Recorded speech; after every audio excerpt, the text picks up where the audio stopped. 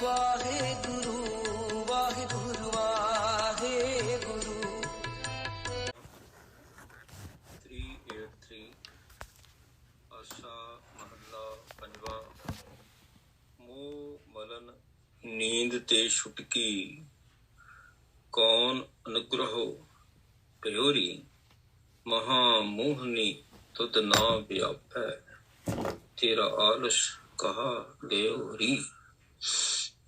ਸੋ ਇਹ ਤਾਂ ਜਿੱਦਾਂ ਸੰਵਾਦ ਆ, ਸੰਵਾਦ ਵੀ ਨਹੀਂ ਕਹਿ ਸਕਦੇ ਆਪਾਂ, ਕਿ ਜਿੱਦਾਂ ਪੁੱਛਿਆ ਜਾ ਰਿਹਾ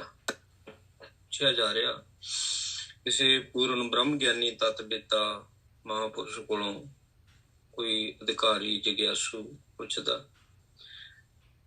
ਜਿਹੜਾ ਚਾਹਵਾਨ ਹੈ ਇਸ ਰਾਸਤੇ ਤੇ ਚੱਲਣ ਦਾ। ਹੈ ਤਾਂ ਰਾਸਤਾ ਬੜਾ ਔਖਾ, ਬੜਾ ਕਠਿਨ ਹੈ। ਸੂਰਮਈ ਇਹ ਰਾਸਤੇ ਤੇ ਚੱਲਦੇ ਨੇ, ਸਾਰੇ ਥੋੜੀ ਇਹ ਰਾਸਤੇ ਤੇ ਚੱਲ ਸਕਦੇ ਆ, ਬਿਰਲੇ ਹੁੰਦੇ ਨੇ। ਸੋ ਪੁੱਛਿਆ ਆ ਵੀ ਮੋਹ ਮਲਨ ਨੀਂਦ ਤੇ ਛੁਟਕੀ, ਕੌਣ ਅਨੁਗ੍ਰਹੋ ਭਇਓਰੀ।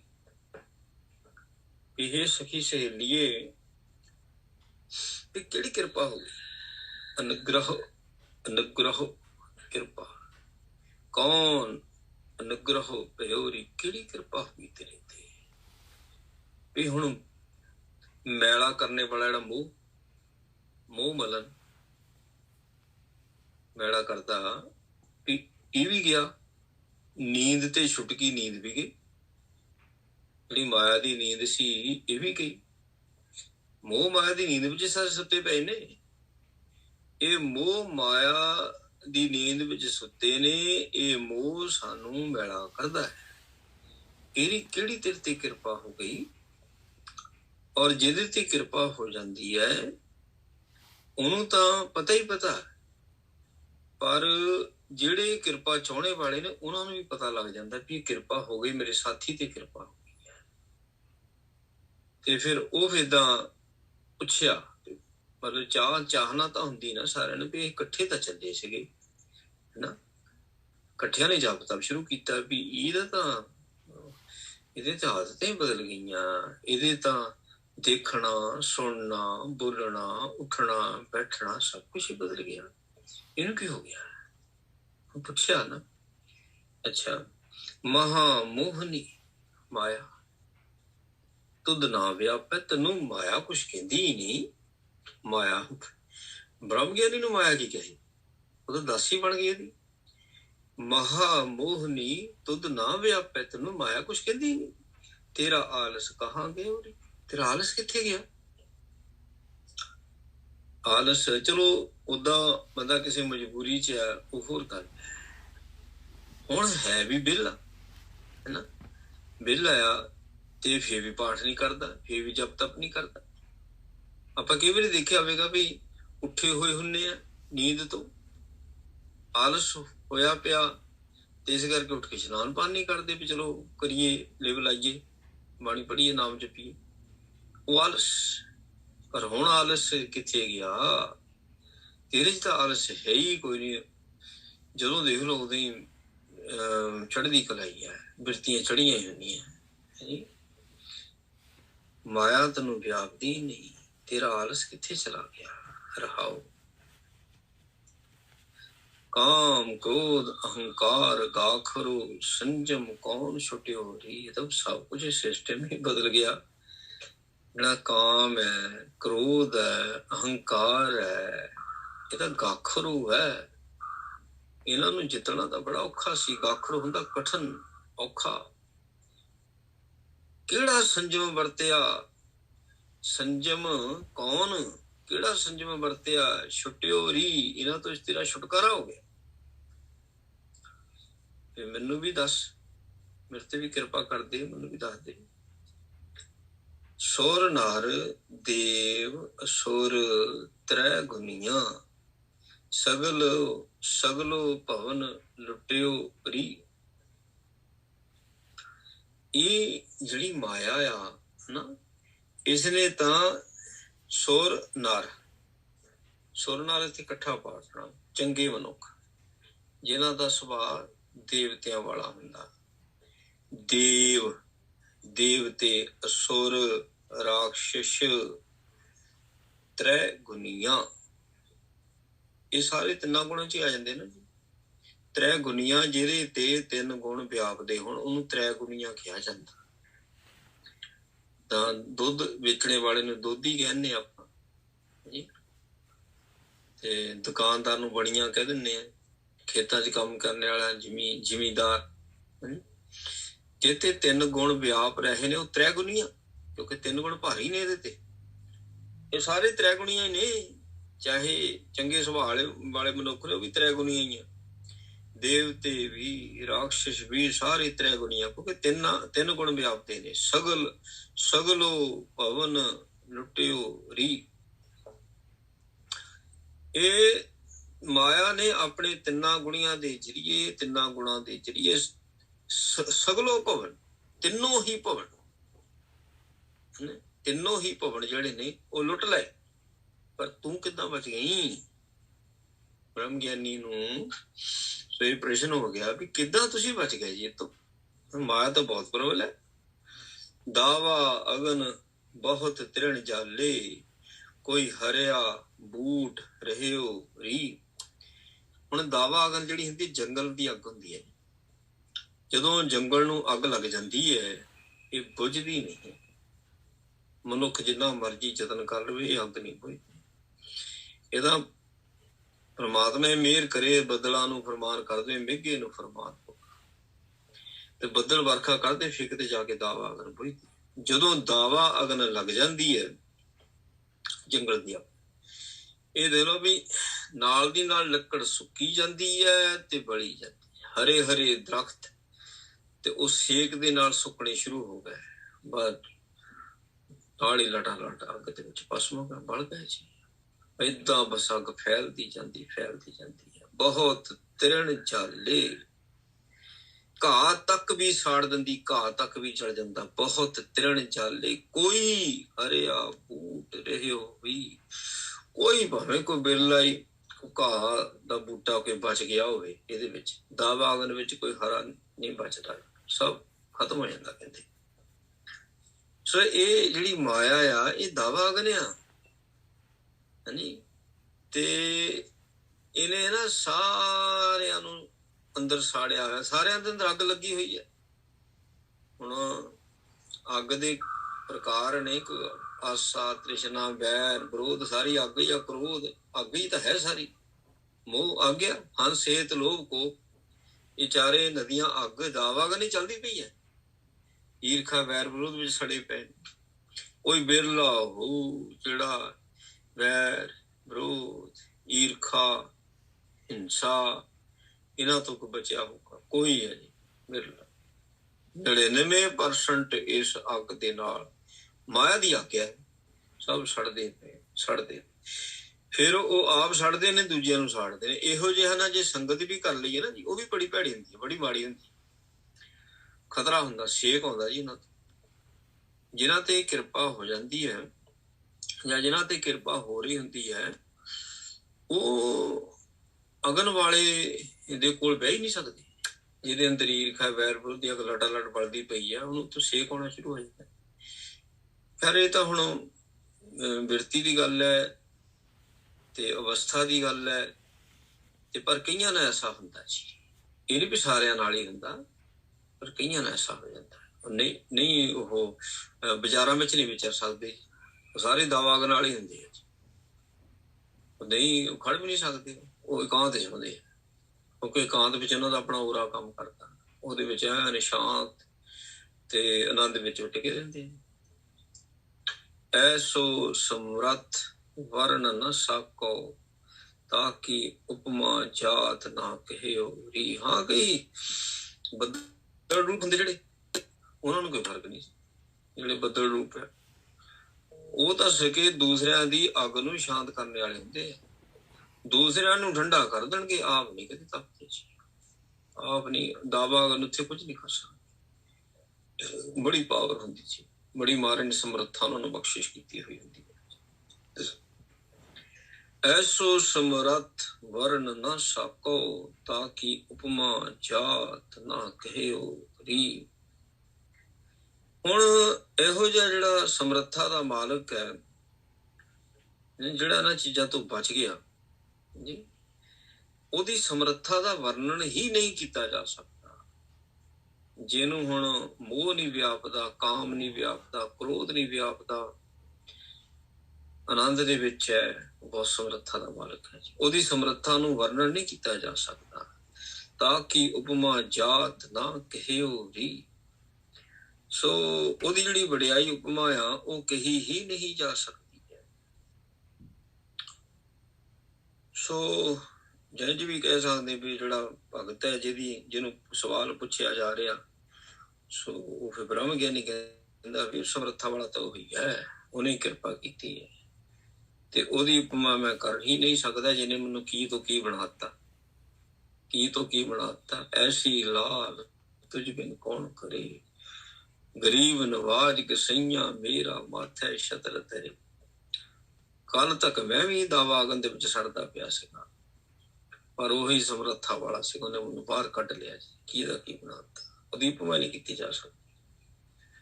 ਕਾਜਰ ਕੋਠ ਮੈਂ, ਇਹ ਸਾਰਾ ਸੰਸਾਰ ਜਿਹੜਾ ਆ ਕਾਲਕ ਦੀ ਕੋਠੀ ਹੈ। ਕਾਜਰ ਕੋਠ ਮੈਂ, ਜਿੱਦਾਂ ਕਾਲਕ ਦੀ ਕੋਠੀ ਜਿਹੜੀ ਕੋਲਿਆਂ ਦੀ ਖਾਨ ਹੁੰਦੀ ਹੈ, ਭਈ ਨਾ ਕਾਰੀ ਨਿਰਮਲ ਵਰਨ ਬਨਿਓਰੀ। ਤੇ ਇਹ ਜਿਹੜੀ ਹੁੰਦੀ ਨਾ ਕੋਲਿਆਂ ਦੀ ਖਾਨ, ਇਹਦੇ ਵਿੱਚ ਵੜ ਕੇ ਕੋਈ ਮੰਨ ਲਓ ਬੇਦਾਗ ਨਹੀਂ ਨਿਕਲ ਸਕਦਾ, ਕੱਪੜੇ ਕਾਲੇ ਹੋਣੇ ਹੀ ਹੋਣੇ ਆ। ਤੇ ਬਾਸਰ ਕਾਰੋ ਪਰਸੀ, ਕਬੀਰ ਸਨ ਦੇ ਵੀ ਕਹਿੰਦਾ ਕੁਛ ਲਾਗੇ ਦਾਗ। ਤੇ ਜਿਹੜੇ ਪਹਿਲੋਂ ਜਿਹੜੀ ਆਹ ਲੱਕੜਾਂ ਦੀ ਅੱਗ ਜਾਂ ਪਾਥੀਆਂ ਦੀ ਅੱਗ ਹੁੰਦੀ ਸੀ, ਉਹਨਾਂ ਤੇ ਰੱਖਿਆ ਭਾਂਡਾ ਕਾਲਾ ਹੋ ਜਾਂਦਾ ਸੀ। ਉਹ ਕਾਲੇ ਭਾਂਡੇ ਨੂੰ ਚੱਕਣਾ ਤੇ ਦਾਗ ਲੱਗਣਾ ਹੀ ਲੱਗਣਾ ਜੀ। ਕਾਲਾ ਭਾਂਡਾ ਚੱਕਣ ਦੇ ਨਾਲ ਵੀ ਦਾਗ ਲੱਗ ਜਾਂਦਾ ਸੀ। ਜਿਹੜਾ ਕਾਲਾ ਹੋਇਆ ਪਿਆ, ਜਦੋਂ ਉਹਨੂੰ ਚੱਕਣਾ ਪੈਂਦਾ ਨਾ, ਤੇ ਦਾਗੀ ਵੀ ਹੋਣਾ ਪੈ ਜਾਂਦਾ। ਗਣਕਾਂ ਨੂੰ ਜਦੋਂ ਤਾਰਿਆ ਸਾਧੂ ਨੇ, ਦਾਗੀ ਨੂੰ ਵੀ ਹੋਣਾ ਪਿਆ।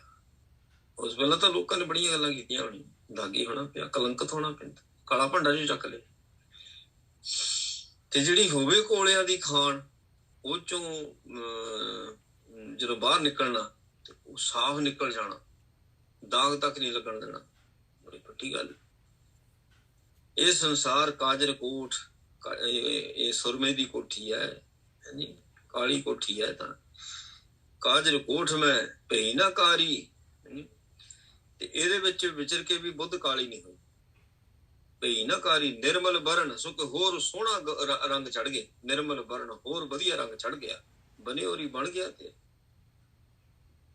ਆਖਰਕਾਰ ਜਿਹੜੇ ਪੂਰਨ ਤਤ ਪਿਤਾ ਮਹਾਂਪੁਰਖ ਇਸ ਸੰਸਾਰ ਵਿੱਚ ਆਣ ਕੇ ਉਪਦੇਸ਼ ਦੇ ਰਹੇ ਨੇ ਸਾਨੂੰ,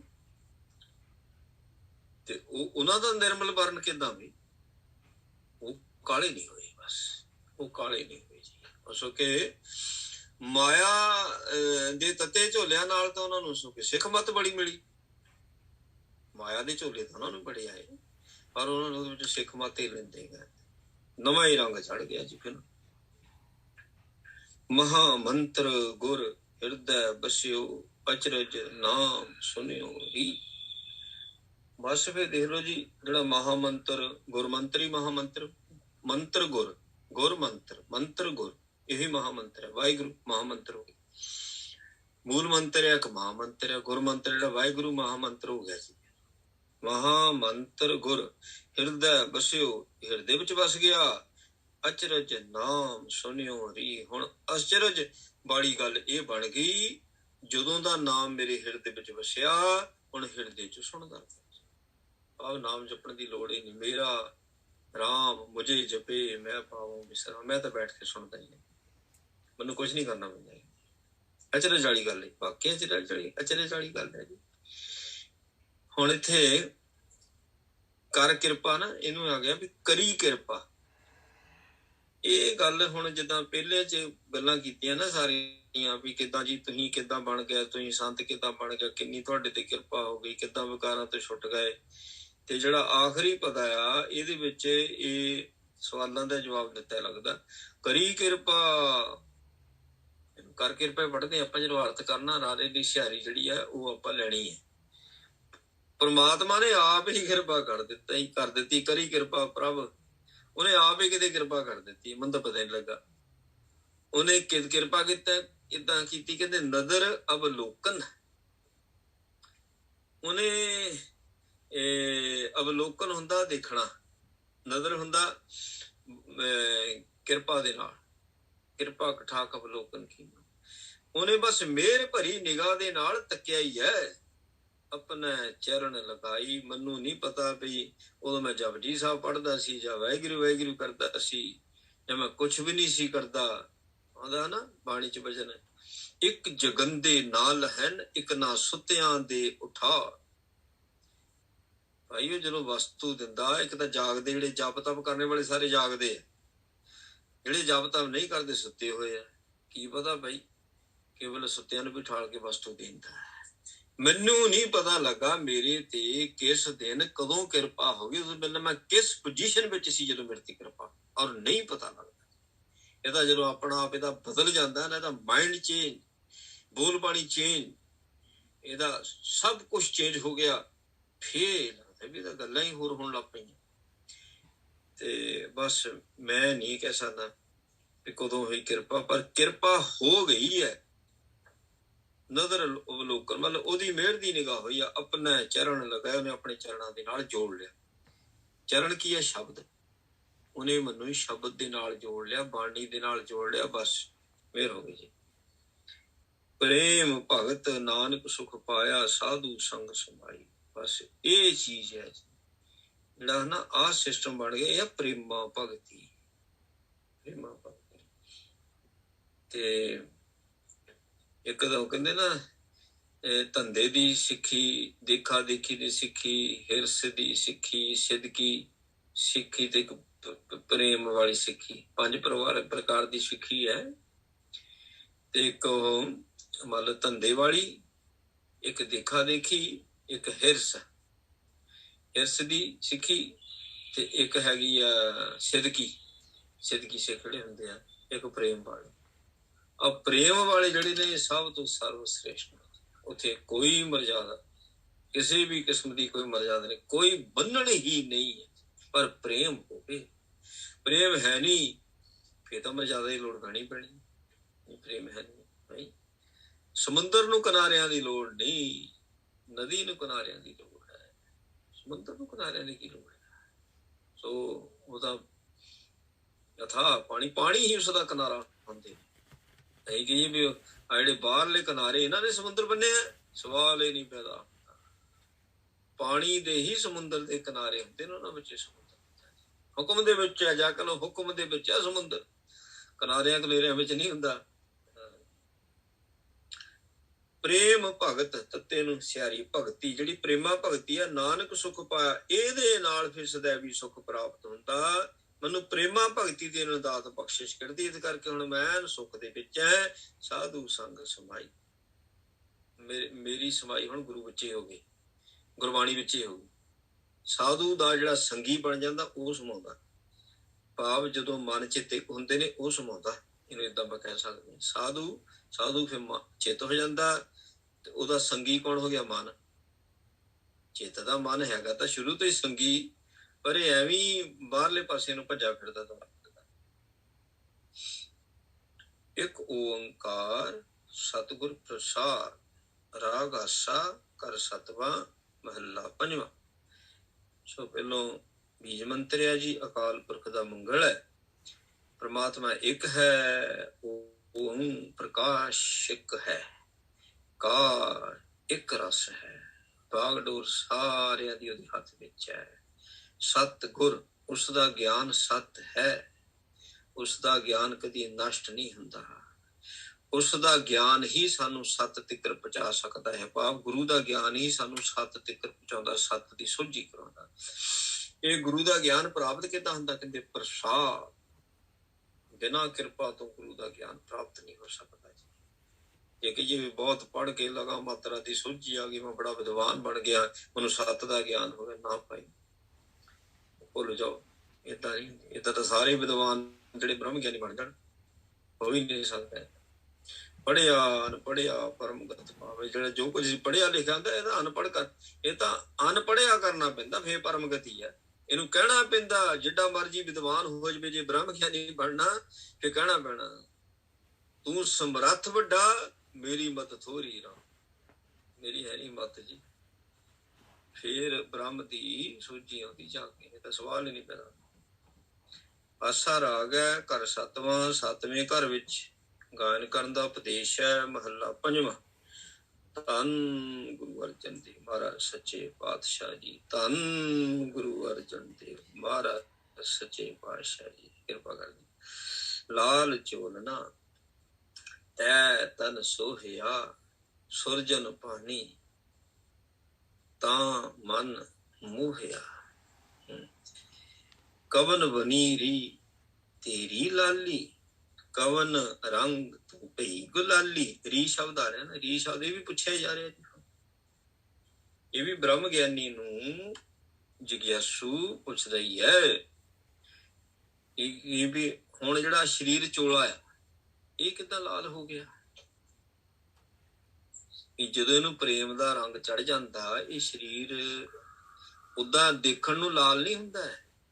ਦੇਖਣ ਵਾਲਾ ਸੀ ਕਿਤੇ ਵੀ ਏਦਾਂ ਤਾਂ ਭਾਈ ਖੁਰਾਕਾਂ ਏਦਾਂ ਦੀਆਂ ਬਣੀਆਂ, ਰੰਗ ਲਾਲ ਤਾਂ ਉਦਾਂ ਹੀ ਹੋ ਜਾਂਦੇ ਨਾ।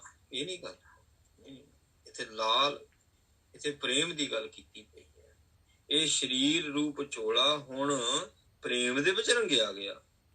ਤੈ ਤਨ ਸੋਹਿਆ, ਜਿਹਦੇ ਕਰਕੇ ਤੂੰ ਬੜਾ ਸੋਹਣਾ ਲੱਗਦਾ ਹੈ ਨਾ।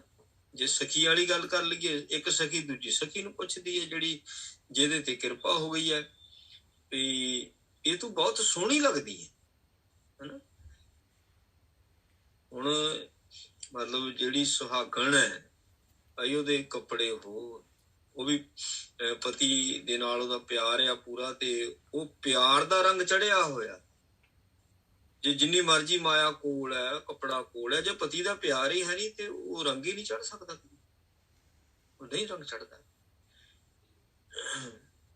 ਹੁਣ ਜਬ ਤਬ ਜਿੰਨਾ ਮਰਜੀ ਕੋ ਕਰਦਾ, ਜੇ ਪਿਆਰ ਹੀ ਨਹੀਂ ਹੈ ਤੇ ਰੰਗ ਹੀ ਨਹੀਂ ਚੜਨਾ। ਪਿਆਰ ਦੇ ਨਾਲ ਹੀ ਉਹਦਾ ਰੰਗ ਚੜਦਾ ਜੀ। ਏਦਾਂ ਕਹਿ ਸਕਦੇ, ਜਦੋਂ ਅੰਦਰ ਪਿਆਰ ਪੈਦਾ ਹੁੰਦਾ ਨਾ, ਫਿਰ ਉਹਦਾ ਰੰਗ ਚੜ ਜਾਂਦਾ।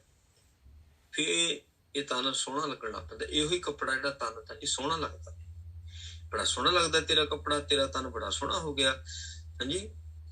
ਸੁਰਜਨ ਭਾਨੀ, ਸੁਰਜਨ ਜਿਹੜਾ ਆ ਪਰਮਾਤਮਾ ਪਰਮੇਸ਼ਰ ਨੂੰ ਸੁਰਜਨ ਕਹਿ ਦਿੱਤਾ, ਤੇ ਉਹਨੂੰ ਤੂੰ ਚੰਗੀ ਲੱਗਦੀ ਹੈ ਤਾਂ ਮਨ ਮੋਹਿਆ। ਮਨ ਤੇਰਾ ਮੋਹ ਲਿਆ, ਤਦੇ ਮਤਲਬ ਮਨ ਉਹਦਾ ਮੋਹ ਹੋਇਆ ਪਤੀ ਦਾ। ਭਗਤ ਦੀ ਭਗਤੀ ਰੱਬ ਨੂੰ ਚੰਗੀ ਲੱਗੀ, ਤੇ ਜਿਹੜਾ ਰੱਬ ਦਾ ਮਾਨਿਆ ਉਹ ਭਗਤ ਤੇ ਮੋਹਿਆ ਗਿਆ। ਏਦਾਂ ਉਹਨੂੰ ਉਹਦੀ ਬੰਦਗੀ ਚੰਗੀ ਲੱਗੀ। ਸੁਲਝਣ ਭਾਨੀ, ਉਹਨੂੰ ਚੰਗੀ ਲੱਗੀ ਤਾਂ ਮਨ ਮੋਹਿਆ। ਜਾਂ ਕਹਿ ਲਓ ਵੀ ਮੈਂ ਤਾਂ ਪ੍ਰਮਾਤਮਾ ਨੂੰ ਭਾ ਗਈ। ਭਗਤ ਕਹਿੰਦਾ ਵੀ ਮੈਂ ਤਾਂ ਉਹਨੂੰ ਭਾ ਗਿਆ, ਤੇ ਇਹ ਮੇਰਾ ਮਨ ਉਹਨੇ ਆਪ ਹੀ ਮੋਹ ਲਿਆ, ਉਹਨੇ ਆਪ ਹੀ ਮਨ ਮੋਹ ਲਿਆ। ਕਵਨ ਬਨੀਰੀ ਤੇਰੀ ਲਾਲੀ, ਤੇਰੀ ਲਾਲੀ ਕਿੱਦਾਂ ਬਣ ਗਈ ਇੰਨੀ? ਪ੍ਰਸ਼ਨ ਹੀ ਨਹੀਂ, ਕਿੰਨੀ ਇੰਨੀ ਕਿਰਪਾ ਹੋ ਗਈ, ਕਿਤੇ ਇੰਨਾ ਰੰਗ ਚੜਿਆ ਹੋਇਆ, ਕਿਤੇ ਸਭ ਕੁਝ ਹੀ ਬਦਲ ਗਿਆ।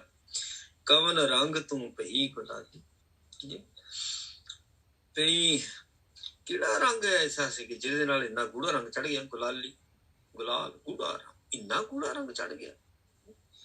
ਕਵਨ ਰੰਗ, ਕਵਨ ਕਿਹੜੇ ਰੰਗ ਦੇ ਨਾਲ? ਕਵਨ ਰੰਗੀ ਰੰਗ, ਅੱਗੇ ਨੂੰ ਸਿਆਰੀ ਹੈਗੇ ਨੇ, ਕਿੱਦਾਂ ਰੰਗੀ ਗਈ? ਤੇ ਬੁੱਧੀ ਰੰਗ ਹੁੰਦੀ ਹੈ ਅਸਲ ਦੇ ਵਿੱਚ, ਬੁੱਧੀ ਰੰਗ ਹੁੰਦੀ ਹੈ। ਬੁੱਧੀ ਦਾ ਸਵਾਲ ਹੈ, ਹੋਰ ਕੋਈ ਸਰੀਰ ਨੂੰ ਥੋੜੀ ਸਵਾਲ ਹੁੰਦੇ ਨੇ, ਬੁੱਧੀ ਨੇ ਸਵਾਲ ਕਰਨੇ ਹੁੰਦੇ ਆ, ਬੁੱਧੀ ਨੂੰ ਸਵਾਲ ਹੁੰਦੇ। ਤੁਮ ਹੀ ਸੁੰਦਰ ਤੁਮ ਹੈ ਸੁਹਾਗ, ਤੁਮ ਕਰ ਲਾਲਨ ਤੁਮ ਕਰ ਭਾਗ। ਤੇ ਜਿਸ ਤੇ ਗੁਰਮੁਖ ਪਿਆਰੇ ਤੇ ਰੱਬ ਦੀ ਕਿਰਪਾ ਹੋ ਜਾਂਦੀ ਹੈ ਜੀ, ਉਹ ਫਿਰ ਜਿਹੜਾ ਜਾਣਨੇ ਵਾਲਾ ਜਿਗਿਆਸੂ ਉਹ ਸਮਝ ਜਾਂਦਾ ਹੈ। ਉਹ ਕਹਿੰਦਾ ਮੈਨੂੰ ਤਾਂ ਹੁਣ ਲੱਗਦਾ ਵੀ ਰੱਬ ਤੇਰੇ ਘਰ ਵਿੱਚ ਰਹਿ ਰਿਹਾ ਹੈ। ਪਤੀਵਰਤਾ ਔਰਤ ਦਾ ਪਤੀ ਘਰ ਵਿੱਚ ਰਹਿੰਦਾ ਹੋਵੇ ਤੇ ਪਤਨੀ ਦੇ ਸੁਭਾਅ ਤੋਂ ਹੀ ਪਤਾ ਲੱਗ ਜਾਂਦਾ ਵੀ ਪਤੀ ਸਦਾ ਘਰ ਦੇ ਵਿੱਚ ਰਹਿ ਰਿਹਾ ਹੈ। ਭਗਤ ਦੇ ਹਿਰਦੇ ਘਰ ਦੇ ਵਿੱਚ ਜਦੋਂ ਪ੍ਰਮਾਤਮਾ ਪਰਮੇਸ਼ਰ ਵਸਦਾ ਤੇ ਫਿਰ ਜਗਿਆਸੂ ਜਿਹੜੇ ਨੇ, ਜਾਣਨ ਦੇ ਇੱਛੁਕ ਜਿਹੜੇ ਨੇ, ਉਹਨਾਂ ਨੂੰ ਪਤਾ ਲੱਗ ਜਾਂਦਾ ਕਿ ਪ੍ਰਮਾਤਮਾ ਇਹਦੇ ਹਿਰਦੇ ਘਰ ਵਿੱਚ ਰਹਿ ਰਿਹਾ ਹੈ। ਇੰਨਾ ਕੁ ਤਾਂ ਪਤਾ ਲੱਗੀ ਜਾਂਦਾ। ਮੰਨਿਆ ਕਿ ਸਾਡੇ ਘਰ ਵਿੱਚ ਨਹੀਂ ਉਹ, ਪਰ ਪਤਾ ਤਾਂ ਲੱਗ ਗਿਆ ਕਿ ਉਹਦੇ ਘਰ ਵਿੱਚ ਰਹਿ ਰਿਹਾ। ਤੁਮ ਹੀ ਸੁੰਦਰ, ਕਿਉਂਕਿ ਹੁਣ ਉਹਦੇ ਵਰਗਾ ਸੁੰਦਰ ਹੀ ਕੋਈ ਨਹੀਂ। ਤੁਮ ਹੈ ਸੁਹਾਗ, ਤੇ ਸੁਹਾਗ ਭਾਗ ਮਤਲਬ ਉਹਦਾ ਜਿਹੜਾ ਸੁਹਾਗ ਭਾਗ ਜਿਹੜਾ ਸੀ ਉਹੀ ਦਿਸਦਾ ਪਿਆ ਲੱਛਣਾਂ ਤੋਂ। ਉਹਦੇ ਬੋਲਬਾਣੀ ਕਰਮ ਇਹਦੇ ਐਸੇ ਇੱਛ ਹੋ ਗਏ ਭਗਤ ਦੇ, ਬ੍ਰਹਮ ਗਿਆਨੀ ਦੇ। ਤੁਮ ਕਰ ਲਾਲਨ ਤੁਮ ਕਰ ਭਾਗ, ਮੈਂ ਸਮਝ ਗਈ ਹਾਂ ਵੀ ਤੇਰੇ ਘਰ ਵਿੱਚ ਲਾਲਨ ਹੈ, ਰੰਗਣੇ ਵਾਲਾ ਪ੍ਰਮਾਤਮਾ। ਤੁਮ ਕਰ ਭਾਗ, ਤੇਰੇ ਹਿਰਦੇ ਘਰ ਨੂੰ ਭਾਗ ਲੱਗ ਗਏ, ਤੇਰੇ ਹਿਰਦੇ ਘਰ। ਇਹ ਨਾ ਸਮਝਣੇ ਵਾਲੇ ਹੀ ਸਮਝਦੇ ਆ, ਨਹੀਂ ਤਾਂ ਜਿਹਦੇ ਅੰਦਰ ਭਾਗ ਲੱਗ ਗਿਆ ਉਹਨੂੰ ਕੀ ਲੋੜ ਹੈ ਬੋਲਣ ਦੀ। ਇਹਦੇ ਸਮਝਣੇ ਵਾਲੇ ਸਮਝਦੇ, ਇਹ ਤਾਂ ਜਿਹਨੂੰ ਭਾਗ ਲੱਗ ਜਾਂਦੇ ਉਹ ਨਹੀਂ ਬੋਲ, ਉਹ ਚੁੱਪ ਕਰ, ਉਹ ਆਪਣਾ ਆਨੰਦ ਲੈਣਾ। ਇਹ ਐਸਾ ਹੀ ਸੰਸਾਰ ਤੇ ਹੁੰਦਾ ਹੈ। ਤੂੰ ਸਤਵੰਤੀ, ਤੂੰ ਪ੍ਰਧਾਨ। ਹੁਣ ਇਹ ਭਗਤ ਨੂੰ ਕੌਣ ਕਹਿੰਦਾ ਤੂੰ ਸਤਵੰਤੀ ਪ੍ਰਧਾਨ? ਭਗਤ ਨੂੰ ਪ੍ਰਧਾਨ ਕੌਣ ਕਹਿੰਦਾ? ਜਿਹਨੇ ਭਗਤ ਨੂੰ ਜਾਣਿਆ। ਬ੍ਰਹਮ ਗਿਆਨੀ ਨੂੰ ਪ੍ਰਧਾਨ ਕੌਣ ਕਹਿੰਦਾ? ਭਾਈ ਗਿਆਨੀ ਕਹੂਗਾ ਨਾ, ਜਿਹਨੂੰ ਸੋਝੀ ਹੈ ਉਹ ਵੀ ਕਹਿਣਾ ਵੀ ਤੂੰ ਪ੍ਰਧਾਨ ਹੈ, ਵੀ ਮੈਂ ਤਾਂ ਤੈਨੂੰ ਹੀ ਮੁਖੀ ਮੰਨਦਾ, ਤੂੰ ਹੀ ਪ੍ਰਧਾਨ ਹੈ। ਤੂੰ ਸਤਵੰਤੀ, ਸਤਵੰਤੀ ਹੁੰਦਾ ਵੀ ਸ਼ੁਭ ਕਰਮ, ਉੱਚਾ ਆਚਰਣ, ਉੱਚਾ ਆਚਰਣ ਉੱਚੀ ਸੋਚ ਦੇ ਨਾਲ ਹੁੰਦਾ ਹੈ, ਨਾ ਕਿ ਕਰਮ ਧਰਮ ਦੇ ਨਾਲ ਉੱਚਾ ਆਚਰਣ ਬਣਦਾ ਹੈ। ਉੱਚੀ ਸੋਚ ਦੇ ਨਾਲ ਉੱਚਾ ਆਚਰਣ ਬਣਦਾ। ਆਪਣੀ ਸੋਚ ਉੱਚੀ ਰੱਖਣੀ ਹੈ। ਮਤ ਉੱਚੀ, ਮਤ ਉੱਚੀ, ਇਹ ਗੁਰਮਤ ਤੋਂ ਬਿਨਾਂ ਮਤ ਉੱਚੀ ਕਦੀ ਨਹੀਂ ਹੋ ਸਕਦੀ। ਮਨ ਦੀ ਮਤ ਤਾਂ ਬੰਦੇ ਨੂੰ ਗੇੜਦੀ ਹੈ, ਇਸ ਕਰਕੇ ਮਨ ਦੀ ਮਤ ਤੇ ਕਦੀ ਭਰੋਸਾ ਨਹੀਂ ਕਰਨਾ। ਮਨ ਦੀ ਮਤ ਦਾ ਜਿੰਨੀ ਛੇਤੀ ਹੋ ਸਕਦਾ ਤਿਆਗ ਕਰ ਦੇਣਾ, ਗੁਰੂ ਦੀ ਮਤ ਗ੍ਰਹਿਣ ਕਰੀਦੀ ਹੈ। ਜਿਸ ਨੇ ਗੁਰੂ ਦੀ ਮਤ ਗ੍ਰਹਿਣ ਕਰ ਲਈ ਉਹ ਸਤਵੰਤੀ ਹੈ, ਉੱਚਾ ਆਚਰਣ ਦਾ ਹੋ ਗਿਆ। ਤੂੰ ਪ੍ਰਧਾਨ, ਇਹ ਬ੍ਰਹਮ ਗਿਆਨੀ ਨੂੰ ਸੇਵਕ ਕਹਿ ਰਿਹਾ ਸੀ, ਤੂੰ ਹੀ ਪ੍ਰਧਾਨ, ਮੇਰੇ ਵਾਸਤੇ ਤੂੰ ਹੀ ਮੁਖੀ ਹੈ। ਮੈਂ ਕਿਸੇ ਨੂੰ ਪ੍ਰਧਾਨ ਨਹੀਂ ਮੰਨਦਾ, ਮੈਂ ਕਿਸੇ ਨੂੰ ਆਗੂ ਨਹੀਂ ਮੰਨਦਾ, ਮੇਰਾ ਤਾਂ ਤੂੰ ਹੀ ਪ੍ਰਧਾਨ। ਤੂੰ ਪ੍ਰੀਤਮ ਭਾਨੀ, ਤੂੰ ਹੀ ਸੁਰ ਗਿਆਨ, ਤੂੰ ਪ੍ਰਮਾਤਮਾ ਪਰਮੇਸ਼ਰ ਨੂੰ ਭਾਗੀ ਹਾਂਜੀ, ਤੇ ਤੈਨੂੰ ਹੀ ਸੁਰ ਗਿਆਨ। ਇਹ ਜਿਹੜਾ ਸੁਰ ਗਿਆਨ ਹੈ ਨਾ, ਇੱਕ ਤਾਂ ਹੁੰਦਾ ਸੁਰ ਗਿਆਨ ਹੈ ਜਿਹੜਾ ਸੁਰਾਂ ਦਾ ਗਿਆਨ ਹੋਣਾ, ਤਾਲ ਚੁਕਾਉਂਦਾ, ਤਾਲਾ ਪਾਉਂਦਾ, ਤੇ ਇਹ ਸੁਰ ਗਿਆਨੀ ਤਾਂ ਏਦਾਂ ਦੇ ਸੁਰ ਗਿਆਨੀ ਤੋਂ ਬੜੇ ਮਿਲ ਜਾਣਗੇ ਜਿਨ੍ਹਾਂ ਨੂੰ ਸੁਰ ਦਾ ਗਿਆਨ ਹੁੰਦਾ, ਸੁਰ ਤਾਲ ਦਾ ਗਿਆਨ ਹੁੰਦਾ। ਪਰ ਸੁਰ ਸ਼ਬਦ ਦੇਵਤਿਆਂ ਵਾਸਤੇ ਵਰਤਿਆ ਗਿਆ। ਦੇਵਤਿਆਂ ਕੋਲ ਸਰੀਰ ਨਹੀਂ ਹੁੰਦੇ, ਦੇਵਤਿਆਂ ਕੋਲ ਸਰੀਰ ਨਹੀਂ ਹੁੰਦੇ। ਸੋ ਫਿਰ ਵੀ ਦਿਵ ਦ੍ਰਿਸ਼ਟੀ ਜਿਨ੍ਹਾਂ ਕੋਲ ਹੁੰਦੀ ਹੈ, ਜਿਹੜੇ ਦਿਵ ਦ੍ਰਿਸ਼ਟੀ ਵਾਲੇ ਹੁੰਦੇ ਨੇ, ਉਹਨਾਂ ਨੂੰ ਸੁਰ ਗਿਆਨੀ ਕਿਹਾ ਜਾਂਦਾ। ਉਹ ਫਿਰ ਇਹਨਾਂ ਨੂੰ ਦੇਖ ਲੈਂਦੇ ਨੇ, ਤੇ ਇਹਨਾਂ ਨੂੰ ਦੇਖਣ ਵਾਸਤੇ ਜਿਹੜੀ ਦੂਸਰੀ ਦੁਨੀਆ ਦੇ ਲੋਕ ਨੇ, ਉਹਨਾਂ ਨੂੰ ਦੇਖਣ ਵਾਸਤੇ ਇਹਨਾਂ ਅੱਖਾਂ ਦੀ ਲੋੜ ਨਹੀਂ ਪੈਂਦੀ। ਸੇ ਅੱਖੜੀਆਂ ਬੇਅੰਨ, ਔਖੜੀਆਂ ਹੋਰ ਹੁੰਦੀਆਂ, ਸੁਰਤੀ ਦੀ ਅੱਖ ਹੁੰਦੀ। ਜਿਹਦੀ ਸੁਰਤੀ ਦੀ ਅੱਖ ਚੱਲ ਪੈਂਦੀ ਉਹਨੂੰ ਸੁਰ ਗਿਆਨੀ ਕਿਹਾ ਜਾਂਦਾ। ਇਹਦੀ ਸੁਰਤੀ ਦੀ ਅੱਖ ਚੱਲਦੀ ਹੈ, ਜਦੋਂ ਹੀ ਬਾਣੀ ਚੱਲ ਪੈਂਦੀ ਹੈ ਜਾਂ ਬਾਣੀ ਪੜ੍ਹਦੇ ਹੈ ਜਾਂ ਬਾਣੀ ਸੁਣਦੇ, ਨਾਲ ਇਹਨਾਂ ਦੇ ਸੁਰ ਗਿਆਨ ਚੱਲ ਪੈਂਦਾ। ਸੋ ਉਹ ਹੁਣ ਬ੍ਰਹਮ ਗਿਆਨੀ ਨੂੰ ਜਿੱਦਾਂ ਕਹਿ ਰਿਹਾ ਵੀ ਤੂੰ ਹੀ ਸੁਰ ਗਿਆਨੀ ਹੈ, ਗਿਣਨੇ ਨੂੰ ਸਿਆਰੀ ਆ ਗਈ, ਸੁਰ ਤਾਂ ਮਤਲਬ ਦੂਸਰੀ ਦੁਨੀਆ ਦੀ ਸੋਝੀ ਹੈ। ਤੂੰ ਪ੍ਰੀਤਮ ਭਾਨੀ, ਤੂੰ ਰੱਬ ਨੂੰ ਚੰਗੀ ਲੱਗੀ, ਤੈਨੂੰ ਸੁਰ ਗਿਆਨ ਆਇਆ, ਦਿਵ ਦ੍ਰਿਸ਼ਟੀ ਖੁੱਲੀ। ਜਿਨ੍ਹਾਂ ਦੀ ਜੇ ਦੂਰ ਦ੍ਰਿਸ਼ਟੀ ਵੀ, ਉਹਨਾਂ ਨੂੰ ਦਿਵ ਦ੍ਰਿਸ਼ਟੀ ਕਿੱਥੇ ਹੋਵੇ? ਦੂਰ ਦ੍ਰਿਸ਼ਟੀ ਫਿਰ ਦਿਵ ਦ੍ਰਿਸ਼ਟੀ, ਤੇ ਦੂਰ ਦ੍ਰਿਸ਼ਟੀ ਵੀ ਬੜੀ ਵੱਡੀ ਚੀਜ਼ ਹੁੰਦੀ ਹੈ, ਤੇ ਦਿਵ ਦ੍ਰਿਸ਼ਟੀ ਤਾਂ ਫਿਰ ਆਨੰਦ ਬਣਨਾ ਸ਼ੁਰੂ ਹੋ ਜਾਂਦਾ ਜੀ। ਪ੍ਰੀਤਮ ਭਾਨੀ ਤਾਂ ਰੰਗ ਗੁਲਾਲ। ਹੁਣ ਜਵਾਬ ਦਿੱਤਾ ਵੀ ਮੇਰਾ ਪਹਿਲੇ ਆਇਆ ਸੀ ਨਾ, ਕਹਿੰਦਾ ਵੀ ਕਿੱਦਾਂ ਇੰਨਾ ਰੰਗ ਗੂੜਾ ਕਿੱਦਾਂ ਚੜ ਗਿਆ ਨਾ, ਉਹਨੇ ਹੁਣ ਜਵਾਬ ਦਿੱਤਾ ਬ੍ਰਹਮ ਗਿਆਨੀ ਨੇ ਵੀ ਮੈਨੂੰ ਖੁਦ ਨਹੀਂ ਪਤਾ, ਮੈਨੂੰ ਨਹੀਂ ਪਤਾ, ਮੈਂ ਥੋੜੀ ਰੰਗਿਆ, ਇਹ ਤਾਂ ਪਾਰ ਬ੍ਰਹਮ ਪ੍ਰਮਾਤਮਾ ਪਰਮੇਸ਼ਰ ਨੂੰ ਮੈਂ ਭਾ ਗਈ ਤਾਂ ਮੈਂ ਰੰਗੀ ਗਈ ਗੂੜੇ ਰੰਗ ਦੇ ਨਾਲ, ਪ੍ਰੇਮ ਦਾ ਗੂੜਾ ਰੰਗ ਚੜ ਗਿਆ। ਕਹੋ ਨਾਨਕ ਸੁਭ ਦ੍ਰਿਸ਼ਟ ਨਿਹਾਲ। ਸੋ ਸਤਿਗੁਰੂ ਜੀ ਕਹਿੰਦੇ ਨੇ ਉਹ ਸੁਭ ਦ੍ਰਿਸ਼ਟੀ ਦੇ ਨਾਲ ਹੀ ਸਭ ਕੁਝ ਕਰ ਦਿੰਦਾ। ਮਹਾਰਾਜ ਨੇ ਭੇਦ ਖੋਲ ਦਿੱਤਾ ਨਾ। ਹੁਣ ਗੱਲ ਆਈ ਵੀ ਰੰਗਿਆ ਕਿੱਦਾਂ? ਬ੍ਰਹਮ ਗਿਆਨੀ ਕਹਿੰਦਾ ਮੈਨੂੰ ਨਹੀਂ ਪਤਾ, ਬ੍ਰਹਮ ਗਿਆਨੀ ਕਹਿੰਦਾ ਮੈਨੂੰ ਨਹੀਂ ਪਤਾ ਕਿੱਦਾਂ ਰੰਗਿਆ, ਪਰ ਰੰਗ ਚੜ ਗਿਆ। ਤੇ ਗੁਰੂ ਨਾਨਕ ਨੇ, ਗੁਰੂ ਸਾਹਿਬ ਜੀ ਨੇ ਗੱਲ ਕਲੀਅਰ ਕਰਤੀ। ਕਹੋ ਨਾਨਕ, ਗੁਰੂ ਅਰਜਨ ਦੇਵ ਜੀ ਕਹਿੰਦੇ ਸੁਭ ਦ੍ਰਿਸ਼ਟ ਨਿਹਾਲ ਪਾਈ। ਉਹਨੂੰ ਰੰਗਣ ਵਾਸਤੇ ਕਿਹੜਾ ਟਾਈਮ ਲੱਗਦਾ? ਉਹ ਤਾਂ ਸ਼ੁਭ ਦ੍ਰਿਸ਼ਟੀ ਜਦੋਂ ਪਾਉਂਦਾ ਤਾਂ ਨਿਹਾਲ ਕਰਦਾ। ਜਿਹੜਾ ਨਿਹਾਲ ਹੋ ਜਾਂਦਾ ਉਹਦੀ ਦ੍ਰਿਸ਼ਟੀ ਸ਼ੁਭ ਹੋ ਜਾਂਦੀ, ਉਹਦੀਆਂ ਅੱਖਾਂ ਤੋਂ ਪਤਾ ਲੱਗਦਾ ਜੀ, ਉਹਦੇ ਨੇਤਰਾਂ ਦੇ ਵਿੱਚ ਬੜਾ ਕੁਝ ਹੈ ਜੀ, ਸਭ ਕੁਝ ਹੈ ਉਹਦੇ ਨੇਤਰਾਂ ਦੇ ਵਿੱਚ ਹੈ। ਸੁੰਦਰੀ ਸਖੀ ਇਹ ਹਮਰੀ ਕਹਾ, ਆ ਮੇਰੀ ਕਾਲਣਾ ਹੋਈ ਹੈ ਨਾ। ਮੈਂ ਇੰਨੇ ਪਾਠ ਕਰਦਾ ਸੀ, ਇੰਨਾ ਜਪ ਤਪ ਕਰਦਾ ਸੀ, ਇੰਨੇ ਵਜੇ ਉੱਠਦਾ ਸੀ, ਇੰਨੇ ਵਜੇ ਏਦਾਂ ਕਰ ਦਿੰਦਾ। ਕਹਿੰਦੇ ਆ ਮੇਰੀ ਕਾਲਣਾ ਹੋਈ ਹੈ, ਬਸ ਮੈਂ ਉਹਨੂੰ ਚੰਗੀ ਲੱਗੀ ਏ ਤੇ ਉਹਨੂੰ ਭਾਵੇਂ ਤੇ ਉਹਨੇ ਮੇਰੇ ਤੇ ਦ੍ਰਿਸ਼ਟੀ ਪਾਤੀ। ਬਸ ਹੁਣ ਇਹ ਹੁਣ ਮਤਲਬ ਤੂੰ ਦੇਖ ਲਾ, ਉਹਨੇ ਪਹਿਲੋਂ ਦ੍ਰਿਸ਼ਟੀ ਪਾਈ ਜਾਂ ਮੈਂ ਪਹਿਲੋਂ ਉਹਨੂੰ ਚੰਗੀ ਲੱਗੀ ਜਾਂ ਉਹਨੇ ਦ੍ਰਿਸ਼ਟੀ ਪਾਈ ਤਾਂ ਮੈਂ ਚੰਗੀ ਲੱਗੀ। ਸੋ ਇਹ ਸਿਸਟਮ, ਇਹ ਹੁਣ ਤੂੰ ਦੇਖ ਲਾ। ਮੈਨੂੰ ਤਾਂ ਇੰਨਾ ਕੁ ਪਤਾ ਜੋ ਸੀ ਮੈਂ ਦੱਸ ਦਿੱਤਾ। ਤੇ ਮਹਾਰਾਜ ਸੱਚੇ ਪਾਤਸ਼ਾਹ ਨੇ ਗੱਲ ਕਲੀਅਰ ਕਰਤੀ।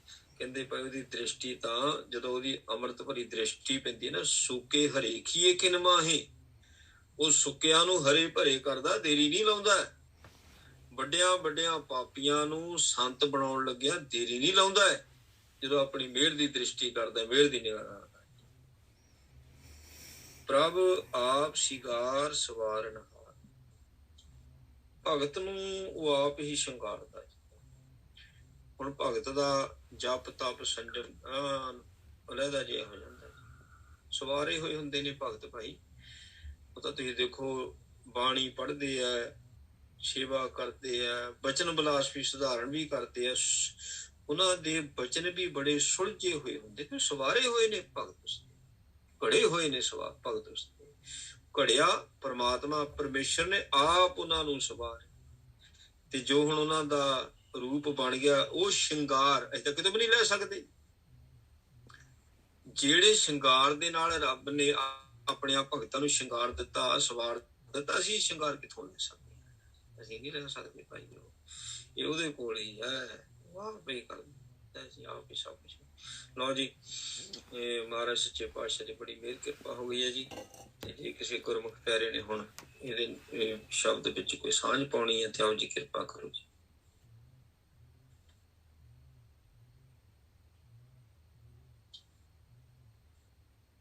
ਜੀ ਹਾਂਜੀ, ਮੋਹ ਮਰਨ ਦਾ ਕੀ ਅਰਥ ਹੈ ਜੀ? ਮੈਲਾ ਮੈਲਾ, ਹਾਂ ਠੀਕ ਹੈ। ਮੋਹ ਨੂੰ ਬਹਿ ਮਲਣ ਤੋਂ ਵੀ ਲਿਆ ਜਾਂਦਾ, ਮੋਹ ਨੂੰ ਮਲ ਸਟਿਆ। ਅੱਛਾ ਜੀ। ਮਲਣਾ ਵੀ ਲਿਆ ਜਾਂਦਾ, ਮੋਹ ਨੂੰ ਮਲ ਦਿੱਤਾ। ਤੇ ਇੱਥੇ ਵੈਸੇ ਜ਼ਿਆਦਾ ਇਹੀ ਚੰਗਾ ਲੱਗਦਾ ਵੀ ਮੋਹ ਦੀ ਮੈਲ ਹੀ ਨਹੀਂ ਰਹੀ ਹੁਣ ਤੇਰੇ ਚ, ਪਾਸਾ ਵੀ ਹੈ ਨਹੀਂ। ਮੋਹ ਨੂੰ ਕਿੱਦਾਂ ਮਲਿਆ ਇਹ ਵੀ ਕਹਿ ਸਕਦੇ ਆ, ਪਰ ਮੈਲ ਦਾ ਗੱਲ ਜ਼ਿਆਦਾ ਹੈ। ਮੋਹ ਦੀ ਮੈਲ ਬੜੀ ਭੈੜੀ ਮੈਲ ਹੁੰਦੀ ਹੈ, ਲੈਂਦੀ। Thank you. ਹਾਂਜੀ ਠੀਕ ਹੈ ਜੀ। ਹਾਂਜੀ ਹਾਂਜੀ, ਗੱਲ ਕਰ ਰਹੇ ਸੀ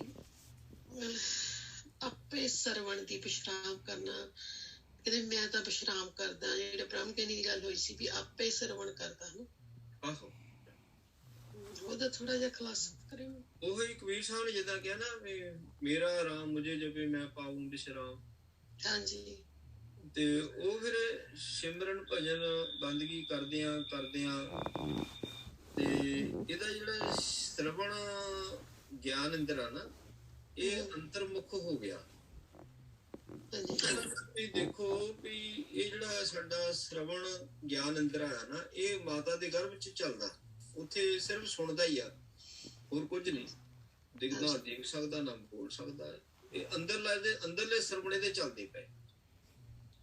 ਉਹ ਸੁਣਦਾ ਅਨਹਦ ਸ਼ਬਦ, ਠੀਕ ਨੇ।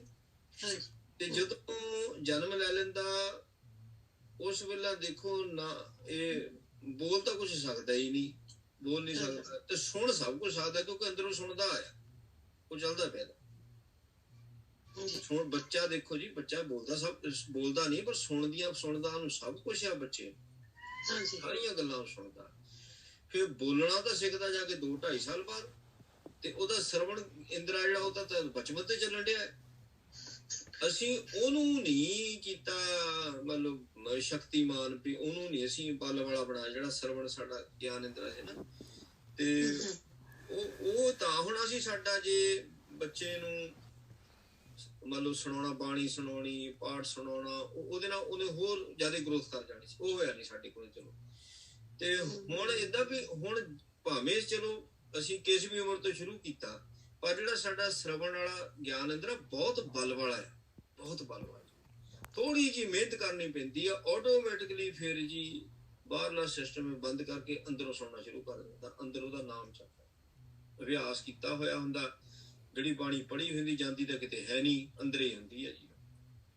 ਸਿਮਰਨ ਕੀਤਾ ਹੁੰਦਾ, ਵਾਹਿਗੁਰੂ ਵਾਹਿਗੁਰੂ ਕੀਤਾ ਤਾਂ ਕਿਤੇ ਨਹੀਂ ਜਾਂਦਾ, ਅੰਦਰੇ ਗੂੰਜਦਾ। ਬਸ ਉਹ ਸਰਵਣ ਗਿਆਨ ਅੰਦਰਾ ਜਦੋਂ ਪ੍ਰਬਲ ਹੋ ਜਾਂਦਾ, ਫਿਰ ਉਹ ਸੁਣਨਾ ਸ਼ੁਰੂ ਕਰ ਦਿੰਦਾ। ਜਿਹੜੇ ਬਾਕੀ ਦੇ ਗਿਆਨ ਇੰਦਰੇ ਆ ਨਾ, ਉਹਨਾਂ ਦਾ ਜਿਹੜਾ ਵੀ ਅਸੀਂ ਵਰਤੋਂ ਘਟੂਗੀ ਤਾਂ ਦੀ ਫੇਰ ਸਰਵਣ ਜਿਹੜਾ ਹੈਗਾ ਹੋਏਗਾ। ਉਹ ਤਾਂ ਕੋਟ ਆਉਂਦੇ ਆਪਣਾ, ਜਿੱਦਾਂ ਹੁਣ ਤੇ ਸਰਵਣ ਗਿਆਨ ਅੰਦਰ ਤਦੇ ਕੰਮ ਕੀਤਾ, ਮਾਂ ਦੇ ਗਰਭ ਚ ਇੰਦਰੇ ਬੰਦ ਸੀਗੇ ਸਾਰੇ। ਹਾਂਜੀ, ਬਾਕੀ ਵਾਰ ਸੀ ਉਦਾਂ ਵੀ ਜਦੋਂ ਕਈ ਵਾਰ ਦੁਨਿਆਵੀ ਤੌਰ ਤੇ ਕੋਈ ਵੀ ਜੀਵ ਨੂੰ ਦੇਖਦੇ ਆ, ਕੋਈ ਵੀ ਜਿਵੇਂ ਹੁਣ ਕੋਈ ਨੇਤਰਹੀਣ ਹੁੰਦਾ ਜਾਂ ਕਿੱਦਾਂ, ਉਹਨਾਂ ਦੀ ਜ਼ਿਆਦਾ ਇੱਧਰ ਨੂੰ ਪਾਸੇ ਵਿਅਕਤੀ ਮਿਲਦੀ ਆ। ਬਸ ਇਹ ਧਿਆਨ ਦੇ ਨਾਲ ਇਹ ਬੰਦ ਕਰ ਲਓ ਤੇ ਆਪਣਾ ਸਰਵਣ ਸ਼ਕਤੀ ਏਦਾਂ ਵੱਧ ਜਾਂਦੀ ਹੈ। ਤੇ ਬੋਲੇ ਤਾਂ ਹੁਣ ਬਸ ਇਹ ਤਾਂ ਚਲੋ ਸਾਡੀਆਂ ਤਾਂ ਗੱਲਾਂ ਹੀ ਆ, ਖੈਰ ਏਦਾਂ ਦਾ ਕਰ ਲਓ, ਪਰ ਉਹਨੂੰ ਪਤਾ ਨਹੀਂ ਕਿੱਦਾਂ ਕਿਰਪਾ ਕਰ ਦੇਣੀ। ਇਹ ਵੀ ਕੋਈ ਨਹੀਂ, ਕੋਈ ਪਤਾ ਨਹੀਂ ਕਿੱਦਾਂ ਕਿਰਪਾ ਕਰਨੀ, ਇਹਦਾ ਕੋਈ ਭੇਦ ਨਹੀਂ ਹੈਗਾ। ਜਦੋਂ ਕਿਰਪਾ ਕਰਨਾ ਇਹਦੇ ਕੋਲ ਦੇਖਦਾ ਕੁਛ। ਬਿਲਕੁਲ ਹਾਂਜੀ ਬਿਲਕੁਲ। ਜੀ ਡਾਕਟਰ